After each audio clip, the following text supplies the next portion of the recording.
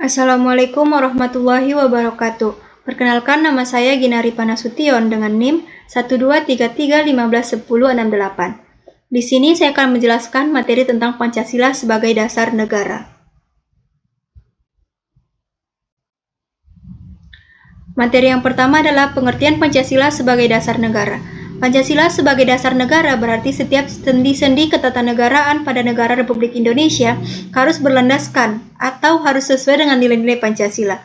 Hal tersebut bermakna antara lain bahwa Pancasila harus senantiasa menjadi ruh atau spirit yang menjiwai kegiatan membentuk negara seperti kegiatan mengamandemen Undang-Undang Dasar dan menjiwai segala urusan penyelenggaraan negara. Menurut Tani Reja dan kawan-kawan 2016 nomor 130. Materi yang selanjutnya adalah konsep negara, tujuan negara, konsep dasar negara, dan urgensi Pancasila sebagai dasar negara. Yang pertama adalah konsep negara. Menurut Diponolo, tahun 1975, nomor 23-25, negara adalah suatu organisasi kekuasaan yang berdaulat yang dengan tata pemerintahan melaksanakan tata tertib atas suatu rakyat atau umat di suatu daerah tertentu. Diponolo menyimpulkan ada 3 unsur yang menjadi syarat mutlak bagi adanya negara, yaitu yang pertama unsur tempat atau daerah, wilayah atau teritori.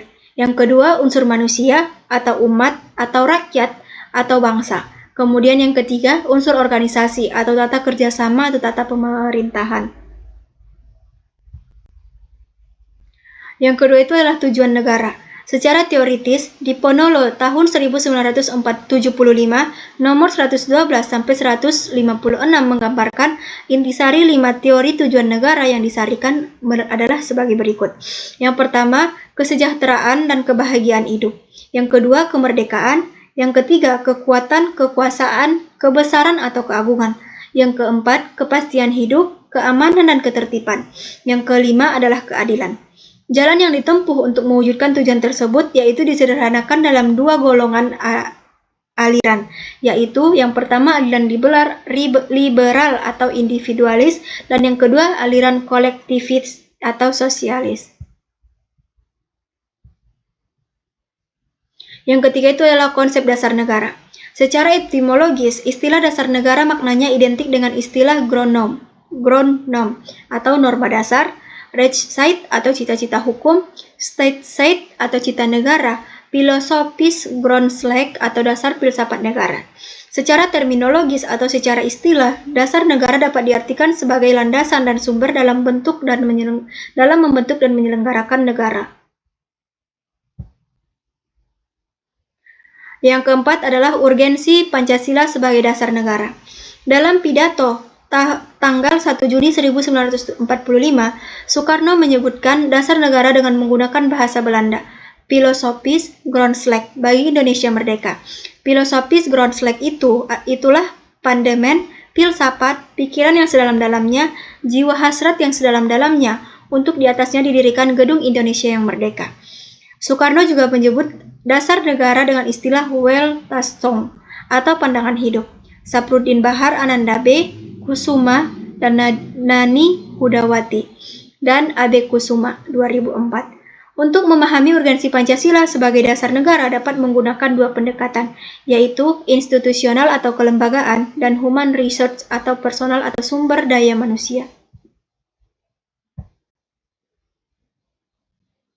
Materi yang selanjutnya adalah hubungan antara proklamasi dengan pembukaan Undang-Undang Dasar 1945. Hubungan antara proklamasi kemerdekaan tanggal 17 Agustus 1945 dengan pembukaan Undang-Undang Dasar 1945 adalah sebagai berikut. Yang pertama, disebutkan kembali pernyataan kemerdekaan dalam bagian ketiga pembukaan menunjukkan bahwa antara proklamasi dengan pembukaan merupakan suatu rangkaian tidak dapat dipisah-pisahkan. Yang kedua, ditetapkannya pembukaan pada 18 Agustus 1945 bersama-sama ditetapkannya Undang-Undang Dasar, Presiden, Wakil Presiden merupakan realisasi bagian kedua proklamasi. Yang ketiga, pembukaan hakikatnya merupakan pernyataan kemerdekaan yang lebih terperinci dari adanya cita-cita luhur yang menjadi semangat pendorong ditegakkannya kemerdekaan dalam bentuk negara Indonesia merdeka, berdaulat, bersatu, adil dan makmur dengan berdasarkan asas kerohanian Pancasila. Yang keempat, dengan demikian sifat hubungan antara pembukaan dan proklamasi yaitu memberikan penjelasan terhadap dilaksananya proklamasi pada tanggal 17 Agustus 1945, memberikan penegasan terhadap dilaksanakannya proklamasi tanggal 17 Agustus 1945, dan memberikan pertanggungjawaban terhadap dilaksanakannya proklamasi tanggal 17 Agustus 1945 menurut Kailan tahun 1993 nomor 62 sampai nomor 64. Materi yang selanjutnya adalah hubungan antara Pancasila dengan pembukaan Undang-Undang Dasar Negara Republik Indonesia tahun 1945. Hubungan Pancasila dengan pembukaan Undang-Undang Dasar Negara Republik Indonesia tahun 1945 dapat dipahami sebagai hubungan yang bersifat formal dan material.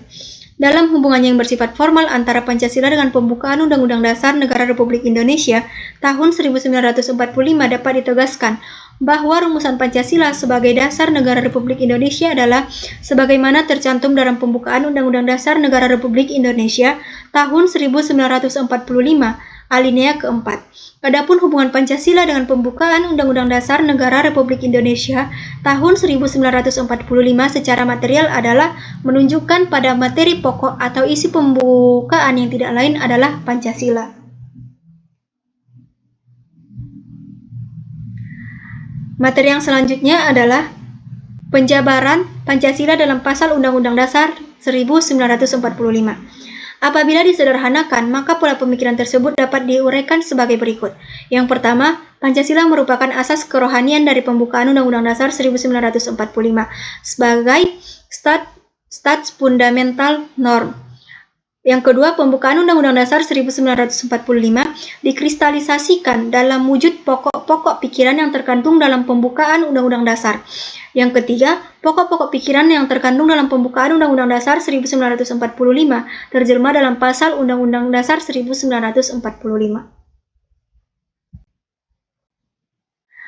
Materi yang selanjutnya adalah implementasi Pancasila dalam pembuatan kebijakan negara, khususnya dalam bidang politik, ekonomi, sosial budaya, dan hankam. Yang pertama, bidang politik. Beberapa konsep dasar implementasi nilai-nilai Pancasila dalam bidang politik dapat dikemukakan sebagai berikut. Yang pertama itu adalah sektor suprastruktur politik. Yang kedua, sektor masyarakat. Kemudian yang kedua itu adalah bidang ekonomi. Mengacu pandangan dari Mupiarto dalam Usman dan Alpian tahun 1993 nomor 240 sampai 241 mengenai 5 prinsip pembangunan ekonomi yang mengacu pada nilai Pancasila yaitu sebagai berikut. Yang pertama, ketuhanan yang Maha Esa. Roda perekonomian digerakkan oleh rangsangan-rangsangan ekonomi, sosial, dan moral. Yang kedua, kemanusiaan yang adil dan beradab. Ada kehendak kuat dari seluruh masyarakat untuk mewujudkan pemerataan sosial atau egalitarian sesuai asas-asas kemanusiaan. Yang ketiga, persatuan Indonesia. Prioritas kebijaksanaan ekonomi adalah penciptaan perekonomian nasional yang tangguh. Yang keempat, kerakyatan yang dipimpin oleh hikmat kebijaksanaan dalam permusyawaratan perwakilan.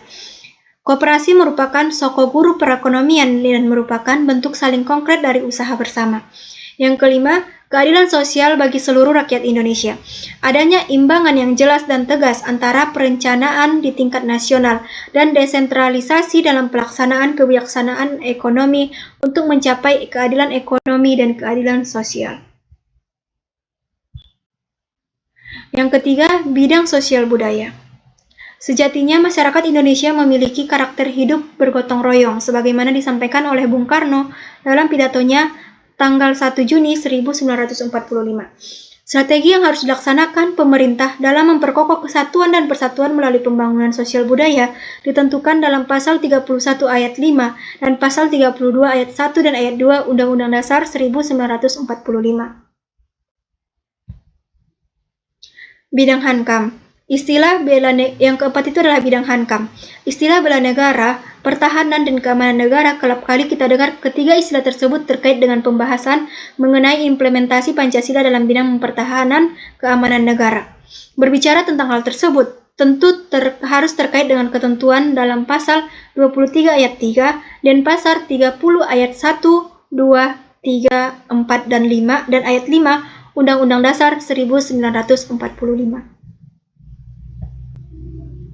Sekian materi dari saya, kurang dan lebihnya saya mohon maaf. Assalamualaikum warahmatullahi wabarakatuh.